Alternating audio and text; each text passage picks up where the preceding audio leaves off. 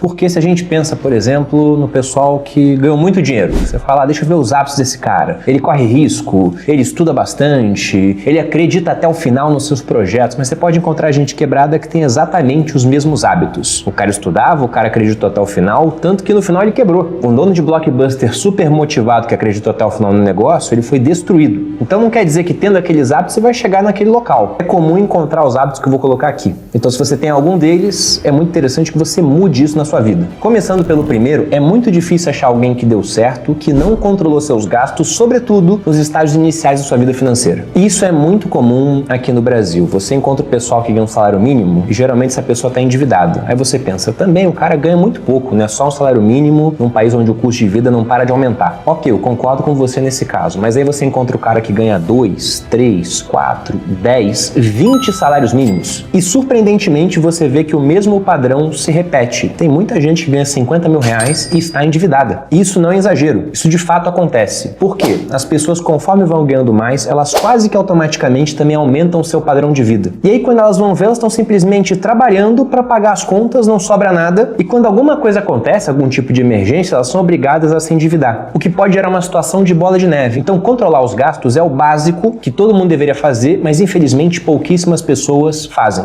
E aí conforme você vai ganhando mais, é interessante que você pegue essa diferença que existe entre a sua nova remuneração e seu antigo padrão de vida e entenda que parte daquilo ali não é seu, não te pertence, é do seu eu do futuro. E você deve usar esse dinheiro poupado para investir e construir patrimônio. Só que o que boa parte das pessoas faz, aí já entramos no hábito número 2, ao invés de comprar ativos, elas adquirem passivos. E aqui eu vou usar a definição do Robert Kiyosaki, autor do livro Pai Rico, Pai Pobre, e não a definição contábil da coisa. Porque um carro, por exemplo, contabilmente, ele é um ativo, ele é um bem que você possui. Mas para o Robert Kiyosaki, ele é um passivo, porque ele tira dinheiro do seu bolso. Eu vou dar um exemplo que geralmente é uma armadilha que acontece com o pessoal de classe média. Você tem uma certa remuneração, você tem um carro, digamos um carro popular, que custa apenas 100 mil reais, né, já que carros populares hoje têm mais ou menos essa faixa de preço, e aí você começa a poupar dinheiro para comprar aquele carro, porque você é um cara disciplinado, você não faz um financiamento de veículo que tem taxas muito altas, porque a garantia do financiamento é o próprio veículo, e veículo dá para você esconder. É diferente de um imóvel, que como o próprio nome já diz, é imóvel, por isso que a taxa é mais baixa, a garantia é mais sólida. E aí você quer fugir desses juros, uma boa decisão. Você começa a poupar, talvez você até invista esse dinheiro para ter uma ajuda dos juros compostos. A uma hora você chega até um montante e compra o seu tão sonhado Toyota Corolla. Só que o que acontece depois disso? O Corolla vai ter um custo de manutenção mais alto, ele vai ter um seguro mais caro, ele vai ter um IPVA também mais caro. Então veja que no final você vai ter uma série de despesas maiores, sendo que sua renda ainda é a mesma. Você não está ganhando a mais para poder bancar aquele bem. E você não tem dinheiro vindo de ativos que te dão mais renda para poder bancar aquele, entre aspas, passivo. Então você tem um bem de valor maior, mas no final você está mais pobre, porque você tem menos dinheiro para gastar com outras coisas, já que o carro suga muito do seu recurso. Então qual a lição desse hábito número 2? Que é o que geralmente as pessoas fazem, elas gastam muito dinheiro em passivos. Faça o contrário. Pegue o seu dinheiro e compre ativos, e com o tempo você pode pegar a renda gerada por esses ativos para bancar os seus passivos, seus pequenos luxos, sua troca de carro. Porque você tem mais renda para bancar esse custo extra que essas coisas mais caras geralmente trazem. Indo pro hábito número 3, e esse aqui é muito importante, é o fato de que as pessoas que geralmente ficam paradas no mesmo lugar, ou até piorando, elas não costumam ter um pensamento a longo prazo. Isso é sintomático do brasileiro, talvez até por motivos estruturais da nossa economia, já que se você volta a épocas anteriores ao Plano Real, o que você tinha era hiperinflação. Se a gente pega de 54 a 94, um período de 40 anos, durante essa época nós tivemos seguidamente inflação de 2 dígitos, no mínimo, 3 dígitos e às vezes 4, se agravando muito no período dos anos 80, a chamada década perdida. E aí você pensa numa situação em que o dinheiro se desvalorizava a cada dia, você tinha que brigar com o remarcador de preço do mercado para tentar pegar o item antes que ele remarcasse. Aí o governo foi lá e tabelou preço, que piorou ainda mais a situação, gerou escassez. Aí você tinha dono de mercado sendo preso pela polícia porque estava vendendo maionese acima do preço tabelado por um burocrata lá de Brasília. E aí com toda essa incerteza, será que o pessoal pensava no longo prazo ou pensava simplesmente no dia seguinte? Então quem não pensa a longo prazo acaba sendo vítima do juro composto da destruição monetária, da inflação. Já quem pensa a longo prazo consegue se proteger melhor disso. E a melhor maneira de pensar a longo prazo é começando a investir o quanto antes, porque na fórmula dos juros compostos, se você pega lá montante final é igual ao capital inicial vezes 1 mais taxa de juros elevado ao tempo, veja que a única parte que eleva, que ela é exponencial, é o período temporal. Eu vou dar um exemplo numérico para que você possa entender essa questão, do quão importante é começar a investir o mais cedo possível, ainda que com são quantias pequenas. Para isso, imagine que nós temos dois investidores, investidor A e investidor B. O investidor A, ele assistiu esse vídeo e pensou, tenho pouco dinheiro para investir, mas eu vou começar agora. Digamos que ele tem apenas R$300, o que para alguns é pouco, para outros é muito. Imagine que esse camarada vai investir esses R$300 por mês durante 10 anos, depois ele para. E que o rendimento desse dinheiro é de 1% ao mês. Então ele investe 300 por mês durante o primeiro ano, 300 por mês durante o segundo, terceiro, quarto, quinto, até o 10º ano. Aí ele parou. Só que ele continua deixando o dinheiro investido render esse 1% ao mês por mais 20 anos, ou seja, investiu ao todo durante 30 anos. Já o investidor B, ele demorou para começar. Ao invés de começar com a mesma idade do investidor A, ele deixou passar 10 anos, ele assistiu esse mesmo vídeo, mas falou, depois eu começo. Passados os 10 anos, aqui estou imaginando que não existe inflação, porque o valor do aporte deveria ser maior, né? R$300 vai desvalorizando ao longo do tempo, mas aí ele começa a investir. E para compensar, ele investe 300 por mês durante esses 10 anos e mais outros 10, ou seja, faz isso durante 20 anos ao todo. Aí veja que o investidor A investiu durante 30 anos, mas só aportou durante 10. O investidor B investiu durante 20 anos, mas aportou os 300 todo mês durante todo esse período. Então os aportes do investidor A somaram o total de 36 mil e o aporte do investidor B somou um total de 72 mil, o dobro. Aí você pensa, quem teve o melhor resultado? Por conta da ação dos juros compostos e do tempo, foi o investidor A. Ele chegou ao final com aproximadamente 751 mil reais, enquanto o investidor B chegou ao final com aproximadamente 296 mil. Então veja que o investidor A, que aportou metade, teve mais do que o dobro de patrimônio, porque ele pensou a longo prazo. Ele começou cedo e esperou. Hábito número 4. Esse aqui eu posso falar que é meio polêmico, né? Que é o hábito de pensar que tudo vai dar certo sempre, sem percalços no meio do caminho. Poxa, Bruno, mas a gente tem que pensar em abundância, né? O cara que pensa em escassez, ele não progride. A primeira regra da economia é a escassez. Não existe o suficiente de tudo para todo mundo no mundo. Não dá para todo mundo ter ouro em abundância, diamantes em abundância. Justamente por isso, como é que você faz para distribuir esses recursos escassos? Através do sistema de preços. Que é escasso e muito demandado, vai custar mais caro do que aquilo que é pouco demandado e que tem muita oferta. É por isso que ouro custa muito mais do que areia. Se tivesse no mundo tanto ouro quanto a areia, o preço do ouro tenderia a caminhar na direção do preço da areia. Então veja que não é que você não possa ser otimista com o futuro, mas você tem que entender alguma coisa que todo adulto já entendeu, ou deveria ter entendido. É que de vez em quando as coisas darão errado, que imprevistos irão aparecer durante o caminho. Então, para que você possa não ser destruído quando algo assim acontece, porque veja, a pessoa pode até falecer, ou ela pode continuar viva, mas ter sua capacidade de trabalho afetada. Eu diria que é uma tríade que você tem a missão de construir/contratar ao longo da sua vida. A primeira, indiscutivelmente, é uma reserva de emergência, porque, como eu já disse, eventualmente emergências irão acontecer. E aí, se a gente pega no mundo da educação financeira, na média, o que os educadores financeiros falam é: tenha 6 meses da sua renda ou do seu custo de vida, alguns usam assim, para boa parte dos brasileiros não faz diferença, a renda é igual ao custo de vida, mas eu prefiro pensar em renda. Então, 6 meses da sua renda alocados em um investimento de baixa volatilidade, de baixo risco de crédito, muito seguro, muito líquido, que você possa acessar no momento que você precisar. Um outro ponto, já que a reserva de emergência te protege do agora, é pensar também no futuro. Muita gente vai, entre aspas, se dar mal por conta de algo chamado risco de longevidade. A gente pensa muito no risco de mortalidade, de morrer antes da hora. Pouca gente pensa no risco de viver muito, mas não ter recursos para se sustentar. Para isso, uma previdência privada pode ser uma arma interessante. Eu prefiro pensar na previdência como um fundo de investimento do qual vou resgatar meu dinheiro com características especiais. É muito interessante que você tenha, durante esse caminho, um seguro de vida. E eu diria até principalmente se você for jovem. E muita gente pensa o contrário, né? Pensar, o seguro de vida é para quem já tem muitos dependentes, que se alguma coisa acontecer vai deixar a família amparada. Sim, com certeza o seguro de vida é para esse pessoal que tem muitos dependentes. Mas também é para o jovem. Porque você, jovem que está me assistindo aqui, você tem um grande ativo que falta muita gente. Pensa no que um jovem pode construir ao longo da sua vida. Traga isso a valor presente, que nem a gente faz no valuation de empresas. E de fato, você vai ver que aquilo tem um valor. Só que durante essa vida ele pode sofrer um percalço, um acidente, uma doença. Então o seguro de vida serve para proteger essa caminhada. E agora nosso quinto e último hábito a ser evitado é acreditar que você já sabe o suficiente, principalmente no quesito dinheiro, na minha opinião. Eu acho muito interessante como as pessoas estudam uma série de coisas durante a vida, aprendem um monte de matérias que não serão utilizadas durante o percurso dos anos, mas costumam não estudar aquilo que é uma das coisas mais importantes, que é de fato o funcionamento do dinheiro. E o pessoal para estudar sobre isso? Não. Muita gente, inclusive, já acha que sabe o suficiente. Aquele conhecido efeito psicológico chamado de efeito Dunning-Kruger,